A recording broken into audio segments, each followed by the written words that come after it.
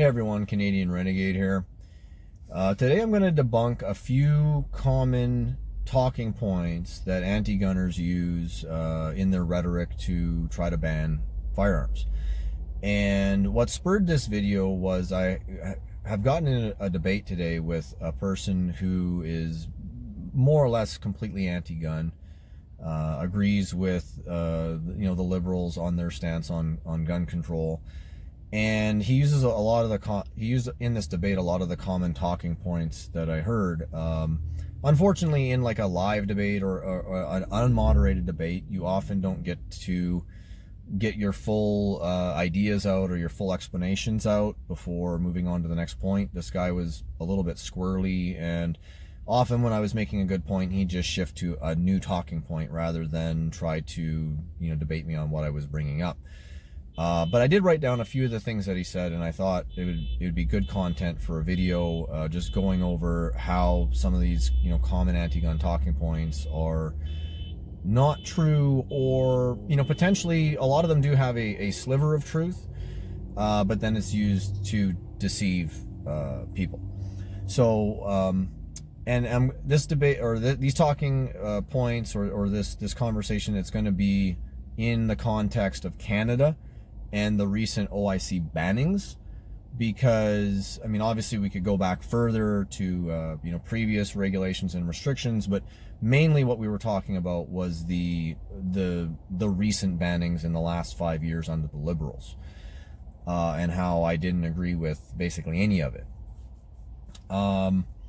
The other thing I'm going to mention is my stance on the Liberals and potentially previous governments as well was, I don't think that they're being honest. I think that they make certain talking points to get rid of certain categories of guns, but really they just want to completely get rid of civilian ownership of firearms completely. And if we don't hold the line on gun rights here in Canada, eventually there'll be nothing left. They'll just keep basically, let's say they get rid of the semi-autos and we don't do anything about it, then the next thing will be well, those hunting rifles, they're an awful lot like sniper rifles, and we know that sniper rifles are dangerous, and there'll always be another talking point to ban the next category of guns. So I don't believe the rhetoric. These are just convenient talking points that these guys, I think the guy I debated believed the rhetoric. I don't think that the people that are actually banning the guns even believe their own rhetoric. I think they just know that it sounds good to an uneducated general population. And by uneducated, I'm talking about in regards to firearms. They know that it plays well with that crowd. So one of the things that this guy brought up was, he said that people should not be allowed to own weapons of war. And it's I was kind of well, where did that even come from, right? We haven't been able to own guns that are modern military firearms in Canada probably since the 1930s or something. If you in the last 20 or 30 years, we have not been able to own anything that, because I'm just going off of what I remember for sure since I've owned firearms. But we've never been able to own, at least in my lifetime, automatic weapons, belt-fed machine guns, actual assault rifles that were used by modern militaries. Those have not been things that Canadians have been able to own for generations. And so I was where did you get this weapons of war thing from? And I think that might even be a talking point that he maybe kind of heard in more related as it relates to the United States gun control issue. But really, a lot of these people think that anything that's a semi-auto, because it's kind of similar to maybe a gun that some military, used at one point as a weapon of war. And it's just not true. Okay. Technology changes, and, even lever actions at one point were weapons of war. Now, obviously, nobody considers them weapons of war anymore. Bolt action firearms at one point were weapons of war. That doesn't mean that every hunter that owns a hunting rifle, a bolt action hunting rifle, has a weapon of war. So I basically kind of told him that, like, no, you're a little bit off base. Like, people are not running, licensed firearms owners are not running around with actual assault rifles. This is just the label that the anti-gun people have been putting on our guns. And, do we have other limitations, for example, magazine capacity, which I'll maybe get to in a minute, that, prevent our guns from being very similar to weapons of war. The next thing he kind of said was that he actually asked me, I was talking about, I don't know how we got on the topic of it, but I had mentioned that, one of the recent guns that was banned was all of the AR 180 patterned rifles, and how a lot of people had bought those rifles to replace other semi-automatics that had been previously banned. And he asked me, well, what would you use something like that for? And I said, but it's mainly target practice and sport shooting, maybe predator control or varmint hunting. And he goes, but you don't need that to do that. And I was like, well, you're kind of right. There is a little bit of truth to that, but to me, that argument is a non-starter to begin with.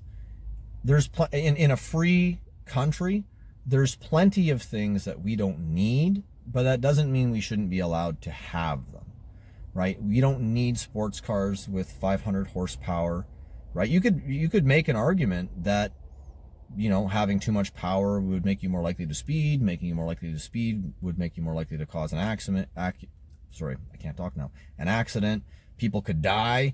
Therefore, nobody needs sports cars, so therefore nobody should be allowed to have sports cars. So it's kind of a dangerous line of thinking to go down that.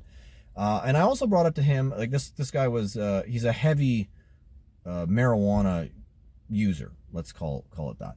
And I don't have a problem with that. I mean, if you're an addict and you're overdoing it, then yeah, you should probably cut back, or find some help, or just, go off the stuff. But most people who smoke a little bit of marijuana here and there, they're usually functional, normal people. I don't have a problem with that. But this guy was on the heavier side of the use. And I was like, you don't need marijuana, right? But you live in a free country. You're allowed to do certain things as long as it doesn't harm other people. So for me to want a semi-auto, right, it's the licensed gun owners are not the problem here. It's the criminals that are getting illegal guns from the States that are the problem. You taking away my rights, you taking away my property, and not only are those OICs trying to take away my property, but it's just a small handful of people that are doing it. This is not legislation that even went through Parliament, right? It's kind of like an executive order in the States. So I was like, there's plenty of things that nobody needs, but in a free country, we're allowed to own property. And I don't appreciate people just, unilaterally almost coming in and making my property illegal. Okay. Then we kind of got on to, we were talking about magazine capacity. And I told him, here in Canada, generally for a semi-automatic, it's a 5-round magazine capacity. I was like, there's some loopholes with pistol magazines where you can have a 10-round magazine capacity.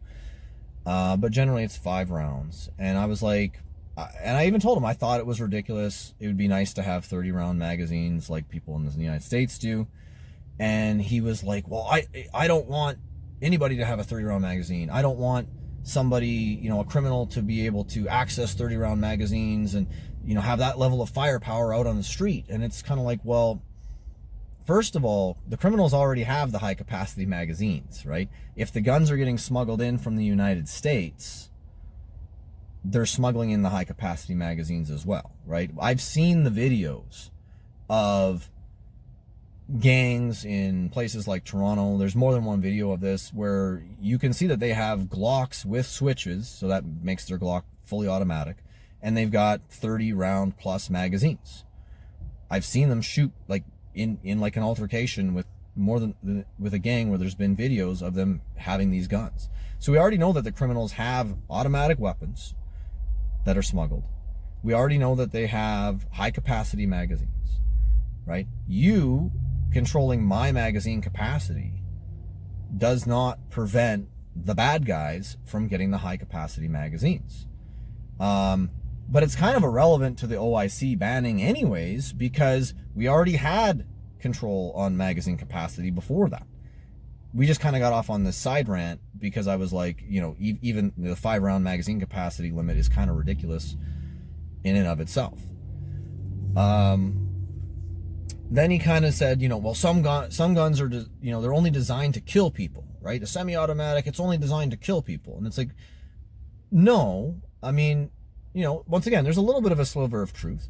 Some gun designs were maybe at one point designed to kill people, right? A lot of, I touched on this before in the weapons of war, you know, like a Lee Enfield was a military firearm at one point. It's now more like an antique. You know, a lot of these guns may have been at one point designed to kill people, but that doesn't mean that that's what they're for now.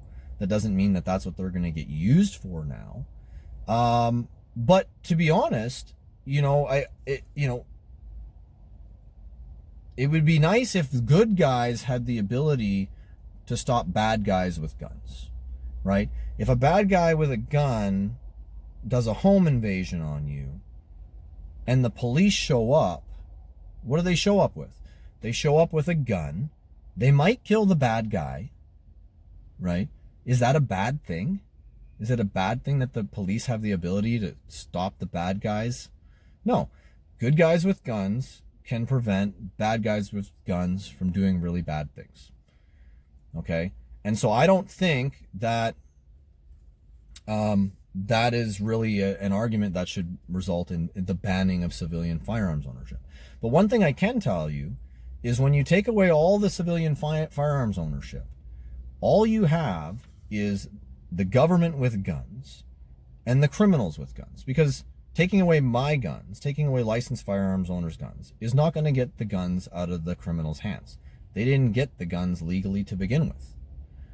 Okay, so all that taking away people like my guns does is it basically makes the power differential between the bad guys and the good guys even higher, right? Now the bad guys can confidently go into any home and never have to worry about the homeowner having a firearm to protect themselves with, or even just, you know, incidentally running into that. So, you know, all you've really done is put the majority of people at even more risk from criminal elements, both, you know, common criminals and criminal governments. And we've seen this throughout history, right? What did, you know, Stalin do, right? He wanted to take the guns. He took the guns. Mao took the guns, right? Pol Pot took the guns, right? Hitler limited the guns, right? Evil dictators, they generally start by taking away guns. The other thing they do is they try to ban free speech to some extent. And we've also seen that with our liberal government. They're trying to ban online speech, and they really seem to be very keen to take away the guns. Now, I'm not saying that the liberals are a totalitarian evil government, but I don't think you should completely eliminate the possibility that things could go bad if we head in that direction, right? If we start allowing the government to do all the things that a totalitarian government does to their citizens, we could end up accidentally with a totalitarian government, even if that wasn't the intent from the beginning. So, yeah, some guns at some point were designed to kill people, but that doesn't mean that guns are bad. They're just a tool. And tools generally are used for good purposes. Just like cars. Like we've seen, I should just throw this in here just as one more point on this. You know, we've seen in the last month or so several car attacks where people have driven into large crowds of people and killed many people. That doesn't mean that we should ban all vehicles. Okay? Generally, vehicles are used for good, not for evil. And I think generally guns are used for good, not for evil. It's unfortunate that the criminal element uses them to commit crime. But once again, you banning legally owned guns from licensed gun owners is not going to stop the criminals from getting the guns. Okay. And the last point is that someone could steal your guns. And out of all the points, I think that this is maybe the most valid concern that was brought up. And you know, it is a concern, right? If somebody owns guns and they have a break-in, then criminals could get a hold of guns. And that's why we have safe storage laws. That's why our guns are, you know, locked away with trigger guards. That's why the ammunition is, you know, kept in a different area, to prevent the guns from being easily found, easily accessed, and the ammunition from being easily accessed.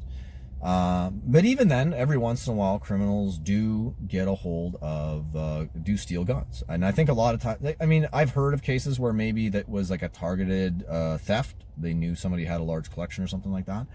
But generally it's like an accidental find. They're in the house to steal whatever they can get, and they just so happen to come across some guns, and they end up on the black market. And obviously this is a bad thing, but once again, when even the police in Canada admit that over 90% of the gun crime is illegally smuggled guns from the United States, how much of an effect, you know, there's 2.4 million gun owners in Canada, or at least licensed individuals in Canada, right? How is taking away their rights, taking away all the guns, how is that going to prevent, like, what at best you're going to stop 5%?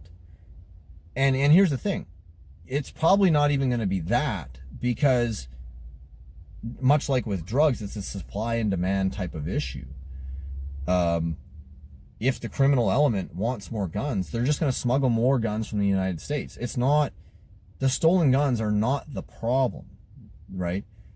I don't think that if you took all the guns from all the law-abiding licensed gun owners, I don't think you'd make any dent in gun crime and gun murders and things like that. I honestly think that it would make no difference, because the black market with the smuggled guns would just make up the entire difference.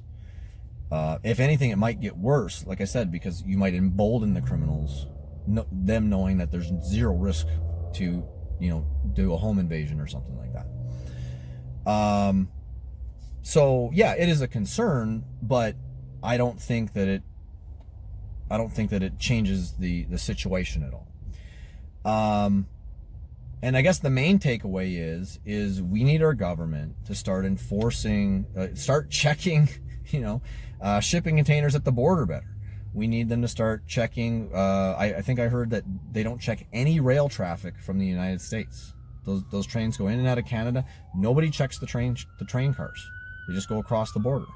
So, you know, I think, you know, this kind of ties into some of the Trump stuff where he has concerns about our border. And, you know, well, we also have concerns with stuff coming from the United States into Canada. So I think we could do, you know, Canadians could do a better job of securing the border both directions. And then you might actually keep some of these illegal guns off the streets. But, you know, basically, you know, deflecting from, you know, like the liberals and their failures on basically all fronts, right? Like economy, inflation, homelessness, you know, housing, you know, way too much immigration, like almost every main thing that they, you know, were promoting has turned into a complete disaster. And so them basically trying to, you know, ban guns as like a diversionary tactic to change the subject and at least, you know, give something that their base can get behind. I don't think that makes anybody safer. It doesn't help anybody. So hopefully that's the takeaway. Are there any other talking points that I missed that you can think of? I'm sure I could do another video on this. Do you have a better rebuttal to these talking points? Because I'm always looking to spruce up my my debating skills when it comes to this topic. Leave a message in the comments. Leave a like. Take care, guys. Bye.